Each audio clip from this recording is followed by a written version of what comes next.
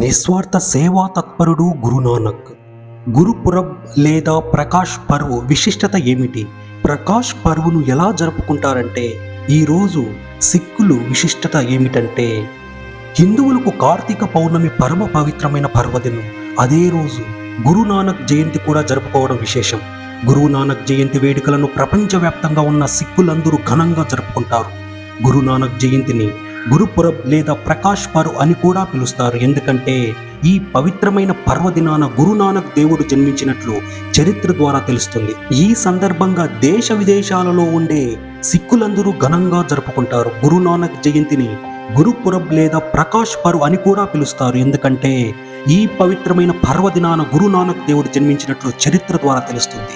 ఈ సందర్భంగా దేశ విదేశాలలో ఉండే సిక్కులందరూ గురువులకు సంబంధించిన కీర్తనలు, వివిధ కార్యక్రమాలు నిర్వహిస్తారు.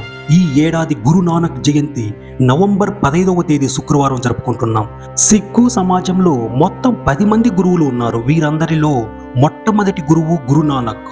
సిక్కు మతాన్ని బలోపేతం చేయడంలో కీలకమైన పాత్ర పోషించిన గురునానక్ 1469లో కార్తీక పౌర్ణమి రోజు జన్మించారు.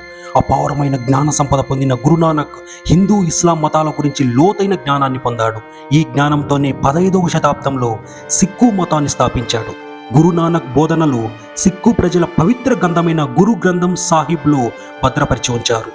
గురునానక్ బోధనల్లో మంచితనం, స్వచ్ఛత, సేవ, ధర్మం ఆధారంగా వివిధ సూత్రాలు ఉన్నాయి. గురునానక్ బోధనల ప్రకారం విశ్వానికి సృష్టికర్త ఒక్కరే అని తెలుస్తుంది. గురునానక్ బోధనలు కులమత భేదాలతో సంబంధం లేకుండా అందరికీ మానవత్వం, శ్రేయస్సు, సామాజిక న్యాయం కోసం నిస్వార్థ సేవను ప్రచారం చేస్తాయి. భారతదేశంలోని కొన్ని మతాలు పునర్జన్మను విశ్వసిస్తే సిక్కు మతం మాత్రం పునర్జన్మ భావనలను నిషేధిస్తుంది. ప్రపంచవ్యాప్తంగా ఉండే గురుద్వారాలలో గురునానక్ జయంతి వేడుకలు ఘనంగా జరుగుతాయి. ఇక పంజాబ్ రాష్ట్రంలోని గురుద్వారాలో గురునానక్ జయంతికి 2 రోజుల ముందే వేడుకలు ప్రారంభమవుతాయి. గురుద్వారాస్లో అఖండ మార్గంగా పిలువబడే గురు గ్రంథ్ సాహిబ్ గురించి 48 గంటల పాటు నిరంతరాయంగా పఠనం జరుగుతుంది. గురునానక్ జయంతికి 1 రోజు ముందు నాగర్ కీర్తన జరుగుతుంది. దీనిని పంజ్ ప్యారే అని పిలుస్తారు. సిక్కులకు సంబంధించిన త్రిభుజాకార జెండా, నిషాన్ సాహిబ్ నాగర్ కీర్తన సమయంలో సిక్కు మతం యొక్క పవిత్ర మత గ్రంథమైన గురు గ్రంథ్ సాహిబ్ పల్లకిలో ఉంచుతారు.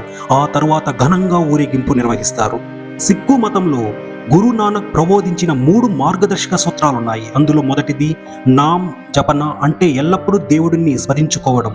రెండవది కిరాత్ కర్ణ, అంటే ఎలాంటి స్వార్థం లేకుండా నిస్వార్థంగా ప్రజలకు సేవ చేయడానికి ఎల్లప్పుడూ సిద్ధంగా ఉండటం. మూడవది వంద్ చకనా, అంటే మనకు ఉన్నదానిని ఇతరులతో పంచుకోవడం. నిజానికి ఎంత గొప్పవో కదా ఈ సూత్రాలు. కార్తీక మాసంలో హిందువులు కూడా నామస్మరణ, దానం వంటి విశేష గుణాలతో మోక్షాన్ని పొందుతారని అంటారు కదా. ఏ మతమైనా భగవంతుడు ఒక్కడే, బోధనలు సమానమే. అవి అర్థం చేసుకుని ఆచరణలో పెడితే భారతదేశం వసుదైక కుటుంబం అవుతుంది.